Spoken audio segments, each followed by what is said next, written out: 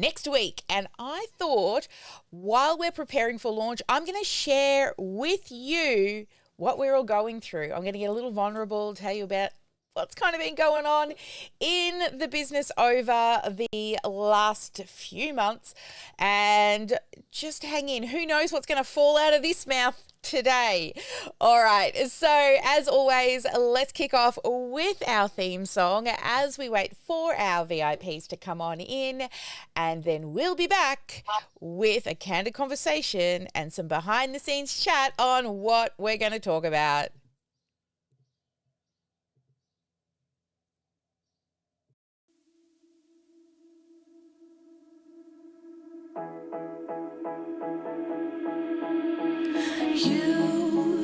You've been hiding in the shadows way too long. You always thought that you were weak, but babe, you're wrong. Yeah, you better step into the light, just give it a try. Think that it's time you let that spark out. You've been hiding in the shadows way too long. And who cares if you might mess it up? You're stronger than the others think. And who cares if you might mess it up? Go ahead and shine, darling. Go ahead and shine, my dear. 'Cause who cares if you might mess it up? Just shine. You shouldn't doubt yourself, 'cause you're a work of art. You should know that you are perfect with those flaws. Yeah, you better step into the light, just give it a try. Know that it's time you let that spark out. You've been hiding in the shadows way too long. And who cares if you might mess it up? You're stronger than the others think. And who cares if you might mess it up? Go ahead and shine, darling. Go ahead and shine, my dear. 'Cause who cares if you might mess it up? Just shine, shine, darling. Go ahead and shine, my dear. 'Cause who cares if you might mess it up? Just shine.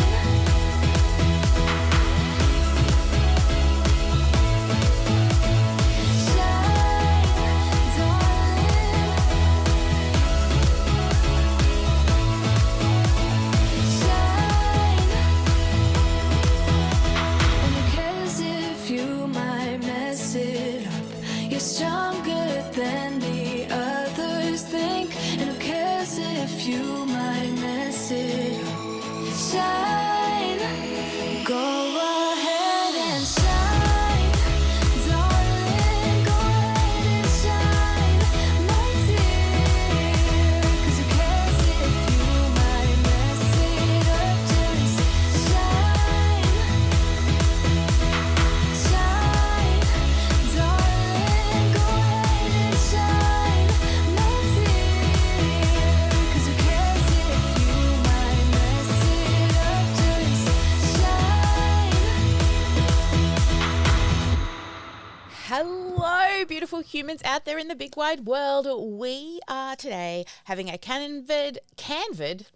a candid conversation about launching. I thought I would share with you what we do when we launch, what's been going on inside of our community and the business for the last few months, and what we're going to be doing, what our goals, our numbers are, and all the things so that we can hit our goal for, well, this month.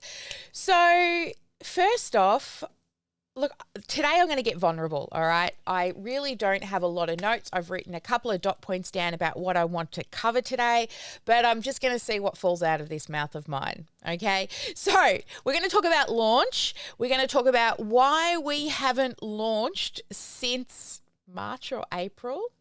I'm going to talk about why I turned off marketing and the effects of that, and also some mistakes, or call them mistakes, I'd call them really good lessons that I've learned recently. This year, really, about quite a few different things in my business. And also, there's a reason why things happened that at the time feel like maybe this is not good. You get butterflies in your tummy, you feel sick, you get a little stressed. But then on the other side of that, there always seems to be a reason why we've got to go through these. So I want to share that with you today. And then finally, what are our launch goals? So I want to share some sexy numbers with you. You know that I'm pretty open and honest with everything. So I'm going to share with you exactly what we're going to do, even what we're going to spend, and what goals and numbers we're going for when it comes to launching. So hang on in, because it's going to be a lot of good stuff today, especially if you're a sexy number lover like me. You're going to really enjoy what we talk about. All right.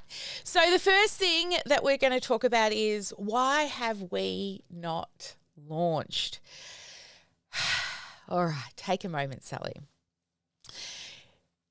I guess this kind of also takes into account turning off marketing and what effect it has had. So if you have known me for any length of time, you know one of my biggest things is everyday be marketing, right? Everyday be marketing. Because if you're not filling your leads from the top, and then what a lot of people will do is they'll go out, you'll hustle, you'll get leads. Yay, you've got new clients. Then you serve those clients, but you stop marketing because you've got clients to serve. And then what happens? You serve them, you fulfill on your promises, and you bless and release them. Or maybe they stay in your community, but not everyone does. And then what happens? Oh my goodness, I haven't been marketing. Uh-oh, here we go again. Hustle, hustle, hustle. Off we go. Got to go out. Got to get more clients. And when we hustle for marketing and then serve, then we've got to hustle and serve and hustle and serve. And honestly, it is just not a sustainable way to run a business. And I know this because I've been doing it for years. Now, the second thing is, if you don't know, I took a little step back from this business model. What happened was, I lost my mum, okay? And what I had found was I didn't have any time off. Like, I was there, wasn't trying not to be there, but I felt like I had really built a monster. I couldn't get out and I couldn't take any time. So I decided to try a totally different business model, and I went across and tried medical recruiting with a friend and helping her in her business, and I realized after a good year, I hate it.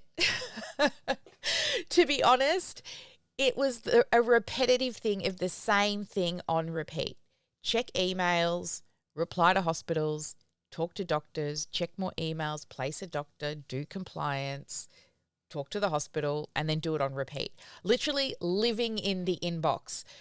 Now, this is why I hire and I have Beverly, because she's my executive assistant, so I don't have to read emails. Now, that's not saying I don't read the emails. I pay people to read the emails, and then they give me what I need to know, and then I reply to them and answer them. So it's a pretty big thing because I don't really enjoy it. I'm not the best reader for starters, and I don't enjoy it. And when you start making money, you want to hire yourself out of the stuff you don't like. And checking emails is definitely one of those. Now, in the medical recruiting industry, that's all you do is check emails all day long. There's no avoiding checking emails at all because all of the opportunities come in through emails. You've got to talk to doctors through emails and it's email, email, email all day. So after giving that a crack for a good year, working it full time, investing money, I hated it. I really did. And then I decided to come back into this business model, but I wanted to do it differently this time around. And what I did was I reached out to 2 people who I was already working with, and I said, let's start a business together. Literally, I was driving down the road. I rang them. I said, let's do it. They're like, okay.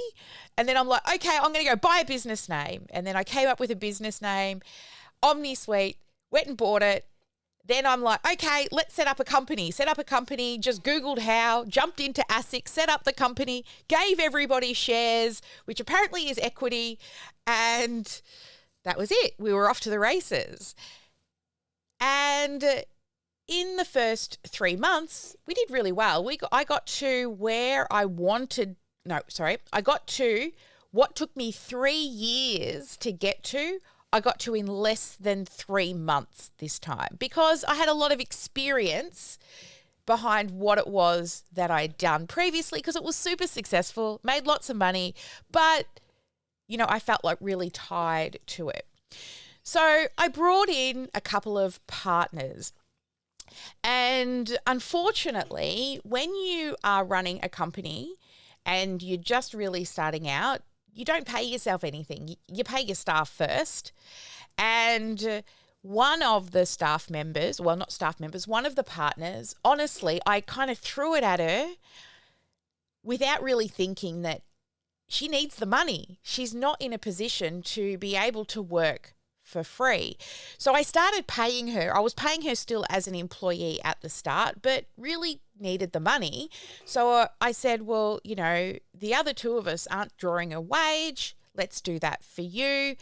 And in hindsight, I should never have done it because she could not afford to be like the owner of a business and go without in the short term to have more in the long term because she needed it right now to pay the bills. So we decided to go our separate ways, and I truly respect her. She's amazing at what she does. Kind of wish that I had never offered her the business partnership and just kept her as an employee because that way she still would have been paid and probably still be with me. Then we got approached by somebody to invest in the company, and I learned something that I didn't know. I didn't understand what equity was. Okay, now I had spoken to a few other business owners, and I said, "Oh yeah, I'd given away my equity." They're like, "What?" And then I started to learn from quite a few business colleagues because, I just Googled it and set it all up myself. They go, no.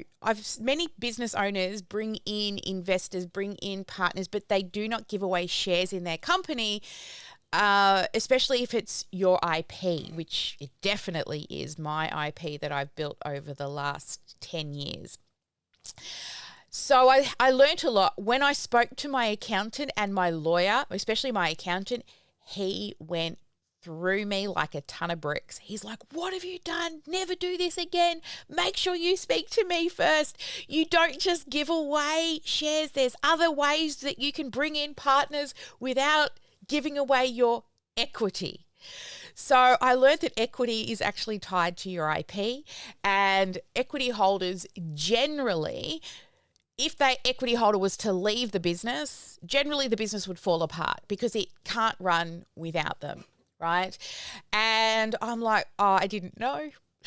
I need to stop the whole equity thing. So I decided to kind of square things up and sort everything out, and spoke to my partner and made her what I thought was a really awesome offer. She was going to get paid way more than me. And not only that, I was going to pay her for life, for her children and everything. But, I get it. Equity to her was super important, but unfortunately, that's kind of a thing I had to do. I still really care about her, and she decided to go her separate ways. She thought that, I guess she was emotionally tied to the word equity, even though I was offering her a really good, it was a small retainer every month, but like when she closes, I'd worked out, she'd get way more than I would get a year, and then a guarantee that even if she left the company or died, I'd keep paying her kids. So unfortunately, she decided to move on, and that is still a friendship that I hope that once, when we sort all our stuff out, I truly do love and care for her so much. And, unfortunately, it just wasn't the path. So I was still looking at partners, but after all of that, I'm like, do I even want a partner? And we had an investor interested, and after spending some time together, I realized no. It wasn't the right fit. I think there were areas that, our business wasn't at the, multi-million dollar area where this investor could just delegate all the tasks.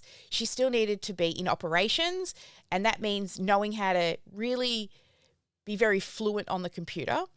And so mutually, I knew that it wasn't going to happen, and when we finally talked, she knew it wasn't going to happen. It wasn't a good fit for either of us, and it was exactly what I wanted. Now, after starting this business and chasing partners, that's what I've been doing. The reason for that was when Mum passed. Chasing partners, I thought, was going to give me the freedom to take a step back as I grow this, because the biggest thing that I've learned over the years is, my husband's got coffee. Thank you, my love. The biggest thing I've learned over the years is I really struggle with team. It's not that I don't want a team. It's just I'm not a good manager of a team. What I do is I've got the vision, I know the numbers, I've got a very good proven model that is scalable, but it isn't scalable without a team who can fulfill. And honestly, I feel like I've been through 3 divorces this year. It's been so hard. It's been such an emotional turmoil. And this is where I want to get a little vulnerable with you. Sometimes business isn't always exactly what you think it's going to be. But what I've also discovered along the way is this is what I love. I truly, truly love what I do. I love the fact that we get to help people every day. And some of our clients come crying in a good way with how we can help them. And even though I've, been chasing partners, and to be honest, all of these beautiful women, I still admire greatly. They all have amazing skills, but partner doesn't have to be somebody that is an equity holder. A partner can be somebody who is an employee. And I've realized that recently because the reason for going through all of this, the reason for feeling like I've been through 3 divorces in the last 12 months was to get Ash. I think I will cry. I think I might. So I met Ash 8 years ago, and we started in network marketing together, and we got on really, really well, but we worked our asses off together. And then we got to travel the world together. We got up to a little bit of mischief. Yeah, we did. But Ash was in her early 20s. I was in my 30s, late 30s. And I had done quite a lot of things to get to where I am. And she really hadn't been out there in the big world in regards to having a career.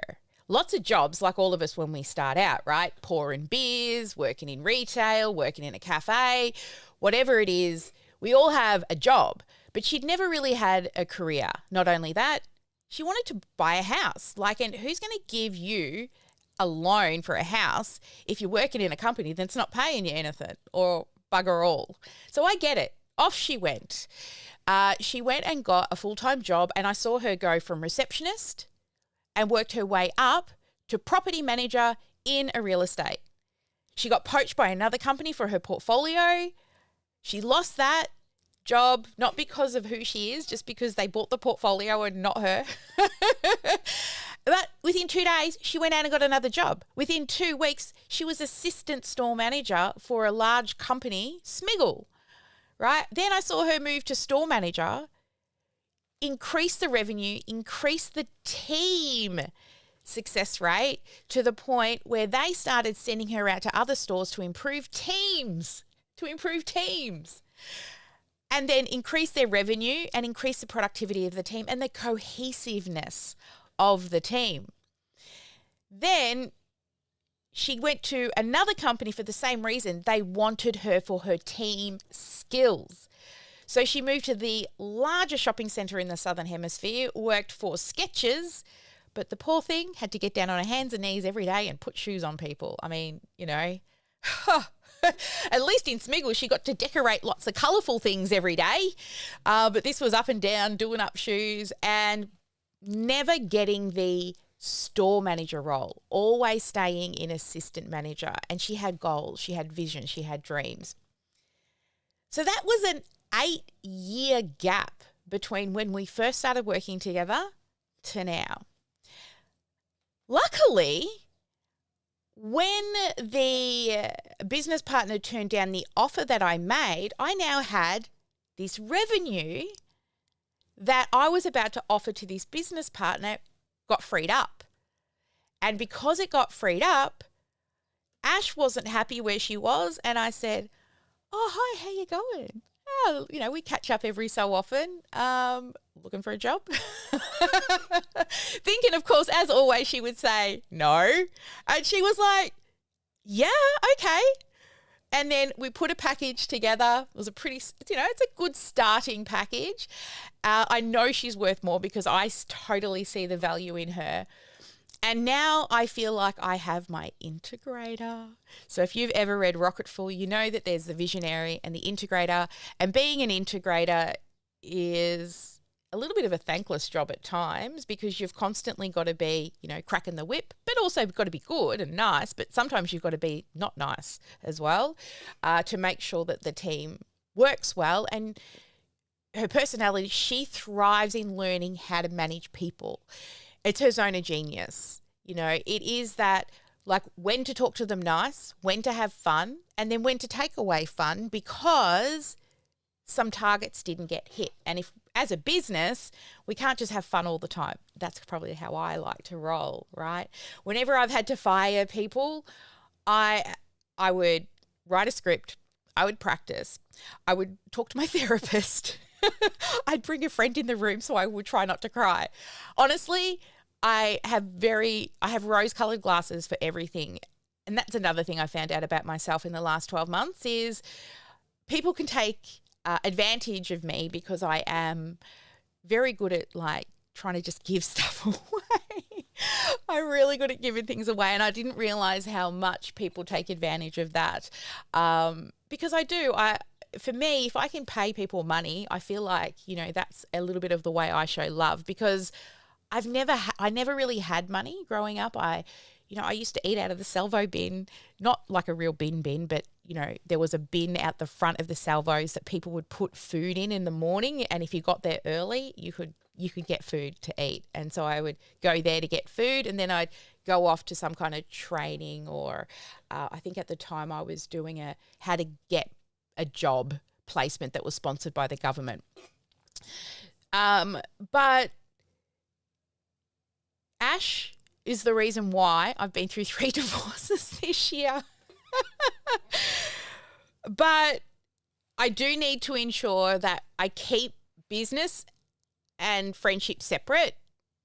Also, that's a boundary I need to truly keep. So why have we not launched? Well, the reason why we've not launched is because the previous business partner and I were like, let's get the customer journey once people sign up good. When we started OmniSam, I know how to get leads. I know how to sell, right? That's not my problem. So I decided I ran 2 launches and we brought in, I think it was 1,500 and then maybe another 2,000 on the second launch. We got lots of signups. We had over 100 subscribers to our software in less than 3 months. And really what I wanted to do was bring heaps of people in to break it, because if I wasn't putting people into the system, if I wasn't testing it, then I wouldn't know what to fix. So I knew I had to break it.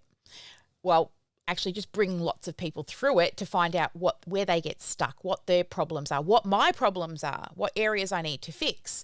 So then back in April, I think it was March was the last launch. April, we decided let's close intake and just do word of mouth intake for 4 to 8 weeks to clean things up. So first time ever, I have turned off marketing. Yep, not running ads. We went to a few networking events. I did a speaking gig for the Geelong Small Business Festival and a couple of podcasts here and there, but really there was no paid marketing because I didn't want to bring in more people until we'd cleaned up everything. So that was supposed to be sorted by June, and we were going to start running ads again in June. Then I learnt all about the equity thing and decided, hey, let's put it off until July. That then strung out through August, all of July and into August, still not launching. Also realizing it's just me, I had the choice with the investor was stop everything, build a team. And I'm like, okay, let's do that. So I stopped everything because if I started to launch, what would happen is our focus would shift to sales, right? Which is the total wrong area. The whole team would have to focus on sales, closing, and not on team and development and fixing that customer journey. Then once I decided I didn't want a partner and we both mutually agreed it was not, she didn't have the expertise I needed, I didn't have the business model she needed, and we went our separate ways. Now, guess what? We've gone April, May, June, July, August, and we're on the last day of September. That's 6 months, no marketing. I've never done it before. Normally by this time we're launching because we need to get sales through, because December and January there's going to be no sales in our niche. Everyone's on holidays. They're business owners. They're not wanting to invest in new things at the end of the year. As business owners, we want that time off. We want to spend time with our families. So we were trying to squeeze in a launch. And the thing is Ash goes away for a couple of weeks in a couple of weeks. And I'm like, how am I going to fit this in? So our goal was to launch and have the event running on the 6th of October to achieve what I would normally do. So this is our normal routine for a launch. Week 1, tech setup. Week 2, ads are running and we're partying with, it's called pre-party week. We're partying with those people who have registered. Week 3 is launch week. This is when we're teaching, we're loving, we're showing them what value they could get if they decide to come and join us, but also no holes barred, right? When I launch, I share everything. And then week 4, we're focusing in on all the new clients and getting them closed and onboarding. And then we do 5, 6, 7, and 8, sometimes usually 6 to 8 weeks between launch, and we start again. So based on that, the math is ads should have been on the Saturday just gone. So it's now Tuesday and the ads aren't on because I'm still building, and because it's the first build in the new software in OmniSam with this particular challenge, because it's not the Canva Made Easy challenge, okay? That one was just to bring in lots of people because I knew it would. This one is about teaching the one thing, the focus on the one thing that we model and use consistently in our business. And, you know, I always talk about the snowball effect. The snowball effect is in a marketing campaign, it's like when you create a snowball, you've got to create a really strong foundation, or otherwise your marketing campaign will crumble. But when it's a strong foundation, as it starts to roll, it will get bigger and bigger and bigger because you run the same marketing campaign on repeat, and people who don't join in the first, second, third, or fourth could come in the 5th launch. And so it expands and it grows and it grows. And that's why I got to where I was before I took the time off. But this time around, rather than trying to find partners, now I'm paying people better with a team who feel that it is also part of their business. I'm looking for intrapreneurs, not entrepreneurs. People who don't want the risk of spending $20,000 on ads or they don't have the money, but then I can still pay them because they see, well, we've got to do really well or we don't get paid. Right, but they don't have to come with the risk that I'm willing to take on. So turning it off, the snowball effect died. It did. But then I have to build the foundation well for this launch because this will be the launch that we do on repeat. We might change a few words here and there, but it will be the same launch on repeat over and over and over again for the next 12 to 18 months. We'll try different hooks, we'll try different videos, but in essence, the core of what we teach is always the same. So we've got to set goals, and again, this is another time I'm going to get really vulnerable with you, and I'm going to share with you my numbers, okay, what I'm hoping to achieve. And then whether we hit it or don't hit it, we'll definitely learn a heap of stuff, a shit ton of stuff we'll learn over the launch. So just to recap, before we get into the sexy numbers, today was about really just being open and honest with you of what's been happening in this crazy world. I've had a lot of people reaching out, where are you, Sally? We don't see you anymore on social media. Why I haven't been launching, why I turned off marketing, the snowball effect, which has not been happening with not every day being marketing. Also, some really big lessons I learned was understanding what the hell equity means.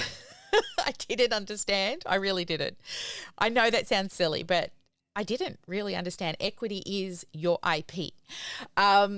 Also, you know, team. I think that's the biggest thing. Team, realizing that it is not, even though there's a lot of things I can do, right? I surprise myself sometimes with the answers I have for most problems. But team is definitely not it, right? I can tell people what to do, but the management of checking in, making sure they're doing it, check in. I'm like, I've removed that from my brain that's full of a gazillion things right now, and I don't want to have to ask about it until it's due. Apparently that's not how you manage people. You don't just tell them what to do and then send them on their way. Who knew? Who knew? I knew, but I've been studying Brendan Burchard. I've been studying, oh man, this has happened to me again. He's got the glasses. Simon Sinek. There we go. All these leadership gurus. I've been studying these guys for years, trying to work out how to be a good leader and manage a team. But this is why I have my Ash, my integrator, the person who's going to look after those beautiful humans that I can afford. And I think one of the proudest things when I sit and think about the business, apart from helping the clients, is knowing that I'm putting food on the table for my team. I'm helping them pay their electricity bills, their rent, their food, all the things, because they work for me. And the business is sustainable enough to love those people. So that, I would say, is one of the proudest things that I've been able to do, is being able to give back to these amazing humans that are part of our team. All right, so let's talk sexy numbers, shall we? All right, now, if you've made it this far, you're a lifer, and most people won't hear this, right? Because they'll move on and they would have given up in the first 2 minutes because it's not a reel or a TikTok. Right, I'm not dancing with the funny music for you. But if you're here, you're a lifer and you want to know the details, right? You want me to spill the tea. So let me do that. So here is generally, let me get up let me do it on a whiteboard for you so that you can, let's see if you can see.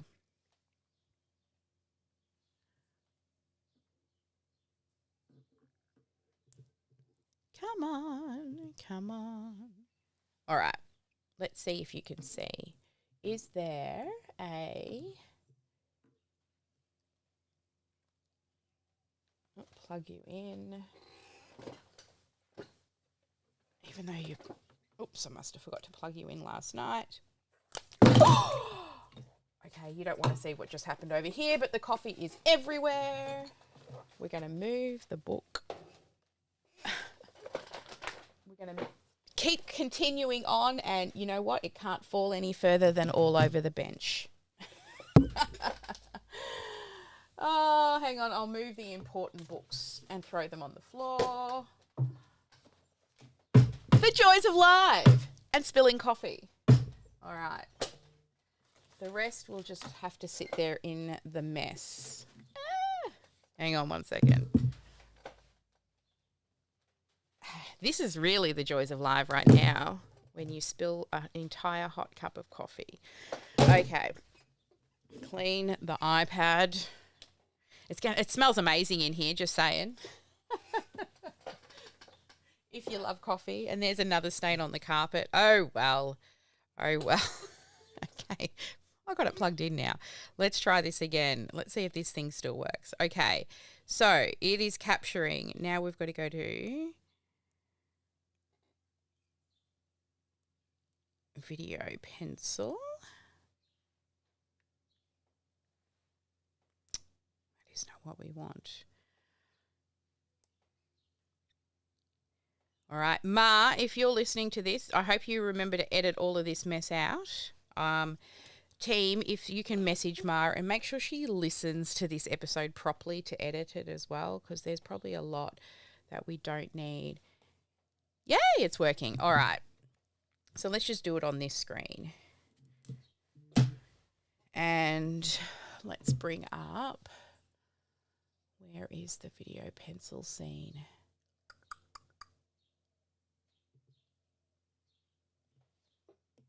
Yep, this will do. Alrighty then. Okay, so let's just start with a starting number that we're going to use to run our ads. Now, when we're not running a marketing campaign, I like to just have a really simple $4,000 a month, just, it's about $1,000 a week, just running on ads so that things are filling in between launch. But when we launch, we up that spend. So what I'm looking at is spending about $20,000. Now, with the $20,000, give or take. So at the beginning, I thought, I'll just do 10 because it's an untested hook. But really, if I want to hit my goals, when I ran the math last night, you should see my window in the house. When I ran my math last night to hit my goal of what I want to achieve, I really, really need to be looking at about that 20%. So generally speaking, 20,000 is the spend. Now, the cost per lead, if I can keep it at about $20, but let's say it goes up to $25. All right. So I can kind of see both sides of this. So we've got $20 for cost per lead or $25 cost per lead. So now I'm going to run the math again like I did last night on my window. And I know I could probably just ask ChatGPT, but you know what? I love running sexy math. It's like meditation. So actually, it's math meditation to me. So if we do 20,000 and we divide that by $20 a lead, our leads will be for $20, 1,000 leads.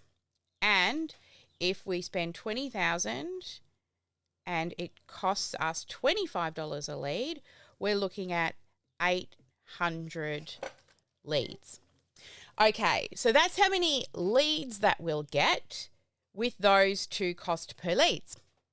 Now what we need is to get them from a lead into the Facebook community. So when we get them into the Facebook community, generally, industry standards is about 40%. But I've got a few little tricks that I've done over the years that generally gets us 60 to 70% of those people into the Facebook group.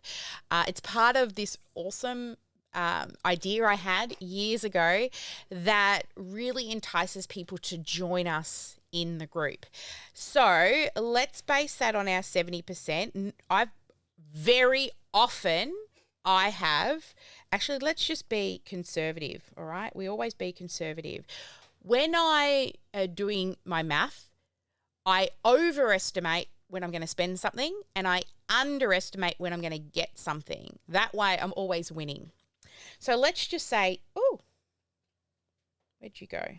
Let's just say 60% of those people make it into the Facebook group. So 60% of 1,000, it's an easy math, I know it is, but just don't do math live, is 600. All right, so we'll end up with, in the group, 600. Or out of 800, not 8,000, 800 times 60% is 480 of those will end up in the group. Now, generally speaking, we're goaling to close 2% of those people. So let's just run the math and say we only get 1.5% or 2%, and I've had it 2.5% before. So let's do the math on that. So we have 600 times 1.5%. That gives us 9 sales. Or 480 times 1.5% gives us 7.2 sales. And if we hit the industry standard of 2%, 600 times 2% is 12 sales, and 480 times 2% is 9.6 sales. And if it's really awesome and we get that stretch goal, 600 times 2.5% gives us 15 sales, and 480 times 2.5% is 12 sales. So these are our numbers based on a 20K ad spend. These are how many sales we should get. Now, our core offer, so this is into our academy, our core offer is $9,000. So that's our core offer. Now, some people may buy a higher package. There's 2 other packages that are higher than that. But this is our core offer that let's just base everything on that. So based on our core offer, our, let's say, 9 sales will be at the lowest of 1.5. 9 times 9,000 is 81,000, or 9,000 times 7.2 at that higher one. Oops. 9,000 times 7.2 sales is 64,800. If we are at the industry standards of 12 sales at 9,000, we're at 108,000. If we hit the 2.5 at the $25 an ad, we're looking at 9,000 times 9.6, so 86,400. Or if we look at that higher stretch goal of 15 times 9,000, we're looking at 135,000, or between 135 and 12.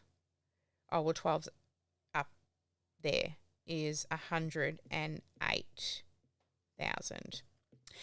So, based on our $9,000, we're going to earn somewhere between $64,000 as the lower one, up to the highest of 135,000. So, somewhere between there. Now, if you were asked to give somebody $20,000 and they will give you back 64,800, would you say yes? Would you say yes? All right. So generally, as a marketer, what we look at now is what is our value per lead. So what do we make for every email that we collect? So let's just base it on, let's go right in the middle at around that sort of 100,000 one, or, you know, the standard industry 2.5. Let's say this one here, kind of right in the middle of 86,000. Let's just go with that one there. So our value per lead on 86,400 divided by 1,000 leads is $86.40. Or if we get 800 leads, 86,400 divided by 800 is $108.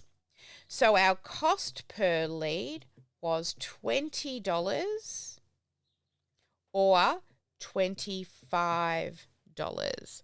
So you can see, would you spend $25 to make 108, would you spend, hang on, have I done that right? Yes, because there's less leads.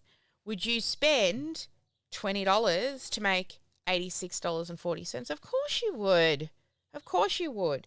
So can you see here, just with some industry standard numbers, and honestly, I've gone very conservative, we should hit these, right? We should at least hit 1.5. Even if we hit a 1.5 closure rate, we could still make $81 or $64 to $81,000 with a $20,000 ad spend. Sound good? Well, these are our goals. So really what we have is an easy goal, a good goal, and a stretch goal. And I've got somebody I want to hire if I hit the 6-figure mark. And if we hit that 6-figure, I've got a new team member already sitting in the wings waiting. So there we go. That is our sexy math. And let's clear that. That's our sexy math goals for this launch. It's a good goal. It's definitely not the type of ad spend I used to spend, but it's a good start. And, previously I used to spend 2 or 3 times more to run ads, but I don't want to put that much in an untested hook. So we might only just go for the 10 if the hook isn't working, because to be honest, it's now Tuesday and the launch starts next Monday. If I'm launching a new campaign that I've never run before, I usually like to start 2 weeks out. And I have not been able to get everything finished along with fulfillment on the back end with the clients and the interruptions and the things that have to happen as a business owner. And also because it is the first time we're running this particular event in this system, I want to build it right from the start, because I don't want to have to go back and fix it, because I actually want to try and get 2 launches in potentially before the end of the year. I'm not guaranteeing it, but I might give it a crack. It's a lot of work to do a turnaround of 6 weeks between a challenge. Running a webinar or a really short mini training, not so hard. Challenges have a lot of moving parts. They don't need to, but because I've been running challenges since before they were even called challenges that I know of. Back even in network marketing, I ran a challenge to get team members. That's how I became the #1 team builder in all of APAC and #3 in the world, was because I ran challenges. We used to call them sneak peeks back then, but they were still challenges. And I realized that I love the launch style of a business. I love showing up a few times a year, running a live training to help people that can't all afford me, and then getting some people that can. Our 2%, our 1%, our 1.5% of people who can right now. But the other people that aren't yet ready might not be ready now. It might be 1 year, 2 years, a few months. I've had the longest 4 years somebody stalking before they say yes. So that's my story behind launching, why I haven't launched, getting a little vulnerable and kind of sharing some behind the scenes things of what's been happening in the business, and just a transition of really I need to remove business from personal. I remember hearing, it was probably about a year and a half ago, I was listening to a podcast by Amy Porterfield, and she said one big thing, and she's like 12, 15 years in, right? One thing she said is she had to stop calling her team family, because there's this blurry line. And me personally, I've been taken advantage of by my team because I see them as family, and then to make them feel better, I just give them more money. And even if I can't afford it, Even if I've had to borrow it from my husband to give them money, I do. And it's my personal boundaries that I have to protect better from being taken advantage of. It's not that you can't call them family. I need to remove that connection that they are family, because I have literally taken from my family to give to my team and past team members, and I never get paid back, even with the promise that they'll pay me back. And do I chase it? No. Why? Rose-colored glasses here, pay it forward, good karma, all those things that I live and breathe by. But it doesn't always help business. So I have to try personally to set those boundaries. It doesn't mean that, we don't love them and care about them, but I can't be, taking money from my partner's bank account to give a loan that never gets paid back to team members. Yes, I've done that. Anyway, I hope you've enjoyed this episode of me getting a little bit more vulnerable with you. I've spilt an entire cup of coffee all over my desk while sharing this with you. It is a complete schmozzle over here. So as I log off, anybody out there who is a VIP, feel free to head on in now to the VOZ, because I'll be here for Q&A, for Ask Me Anything sessions for the next hour or two. I'll be in here also working on building out my funnel. And if anybody in the community wants to watch me build, I was talking about this the other day. I'm happy to sit in a room and share screen while I'm building the launch things. Clients can come in, but do not interrupt me.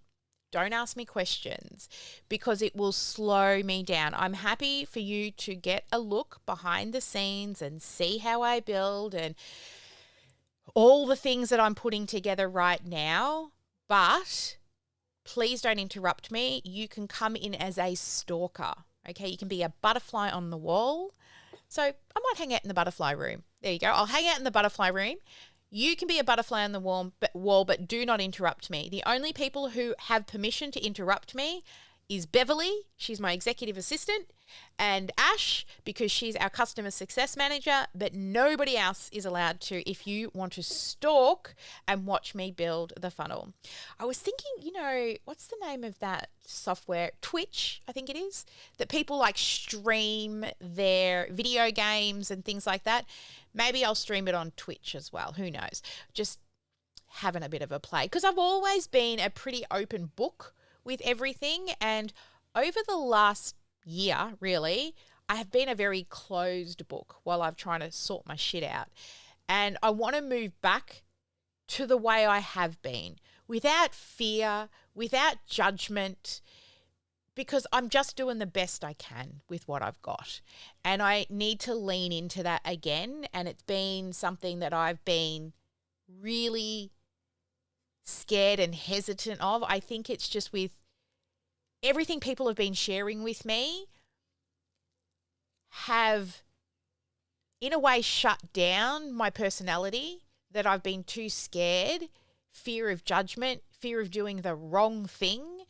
And I never used to be like that. And I need to get back to that. I need to get back to just share it, say what you say. It is what it is. I'm not giving legal advice and accounting advice. I'm just sharing my story, my journey, my thought patterns, the way I see the world, that in a hope that I can inspire you. Because when you join us, we can build all the fancy stuff for you, but they will not come, right? You've got to be everyday be marketing, and we'll be back to it. Every day we will be marketing once I can get the rest of this funnel done. My goal is today, we're going to turn it on. Today, we're going to turn it on. Please, please, if I can get the time to do it. So thank you so much for joining us on this week's episode, or whether you've caught it on the podcast. Know that there's going to be a lot more vulnerable stories. I'm going to go back to the way I used to be. No fear of judgment, no fear of oversharing, because that's always who I've been. Why should I shut that down? Because everybody, well, not everybody, people have been telling me to.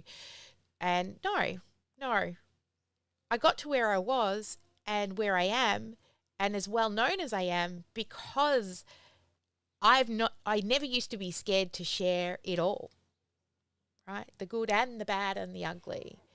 So thank you all again for joining me. As always, never let anyone dull your sparkle. As soon as the funnel is launched, you will be able to join it. It will be at sparklewithsally.com. It doesn't go anywhere right now, but it will be sparklewithsally.com. You'll head to that to join the new challenge. If you're just joining us live, it's not ready, so don't opt in, okay? But I'm hoping by the end of the day it is. And if you're listening to the podcast, it definitely is. And I'm hoping there was a promo for it somewhere in this podcast episode as well. Now, I will be recording a few impromptu lives and podcast episodes throughout launch so that I can keep sharing the journey and the behind the scenes look of how things are going. So they will be streamed randomly over on our YouTube channel. So that would be the place to get it. But I'm just having a thought and I'm not near the computer, I may just record audio podcasts as well. So if you really want behind the scenes, then go to the podcast because that is where all of the audio files will go, even if I don't do a live stream, if I've got some additional thoughts or processes or struggles that I've been through and I feel like it's worth sharing with you. Never let anyone dull your sparkle. Make sure you get at least one income producing activity done each and every day, and every day be marketing. Bye, guys. I got to find the outro. I don't know where it is. Here it is. Bye.